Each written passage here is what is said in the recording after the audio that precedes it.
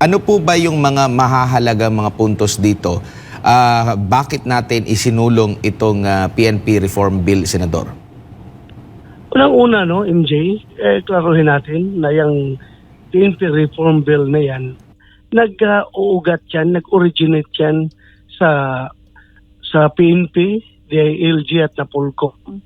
Sila ang nakiusap sa atin, naggawa ng batas yan para ma-solve yung mga legislative gaps na kanilang kinakaharap, na yung kanilang organisasyon nangangailangan na ganitong provision ng batas para hindi sila mahirapan.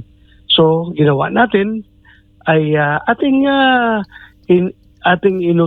nag-author ako nung panukalang batas na yan na kanilang pinakiusap. At nung binalangkas ng husto at ako ang nag-sponsor bilang chairman dahil sa akin napunta yung na-refer yung bill na yan bilang chairman ng Public Order and Dangerous Drugs. Ako ang nag-shepherd ng passage ng batas na yan hanggang sa umabot tayo na finally third reading, then nagkaroon kami ng bicameral conference committee with the lower house contingent at talagang inayos namin ng gusto na yung lahat ng gustong mangyari ng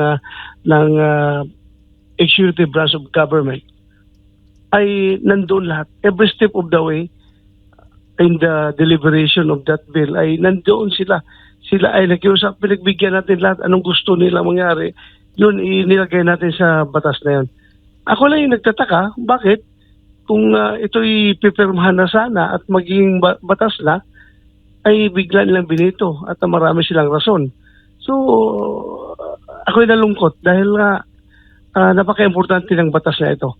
Unang-una, yung napaka-importante dito, yung pag-create ng PNP ng mga units na walang kaukulang batas, ay sana ito na ang pinakasolusyon, ito na ang pinakasagot. Kaya nga sila nakikiusap sa akin na bilisan yung pagpanday ng batas na ito para mawala na yung problema nila na yan. At saka yung pinapantay lang natin rin sa Armed Forces of the Philippines na yung retirement ng ng PNP ay magiging 57 na. From 56, gagawin 57. So, yun ang malaking pinagtataka ko. Bakit nila binito? At anyway, I cannot question their actions. Ako lang nasasayangan sa hirap na ginawa namin, no?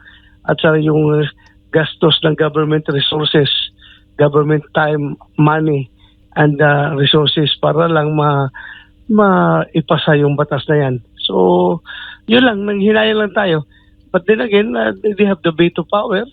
It is provided in our Constitution na the President can veto any law, any bill that is passed by the legislature. Siya ang may veto power. Opo. So, yun lang ang aking talaga nagtataka ko bakit gusto nila, sila nangangailangan, nakiusap sa atin na gawan ng batas dahil mas na pwedeng gumawa ang batas ang Malacanang. It is dito lang naman talaga yan sa Congress, sa Senado at saka sa lower house na makagawa ng batas. Nakiusap sa atin na gawin yun para matulungan sila. Ginawa natin lahat. Ewan ko, bakit inayawan nila yung kanilang hinihingi. Sila nang hingi, sila rin umayaw.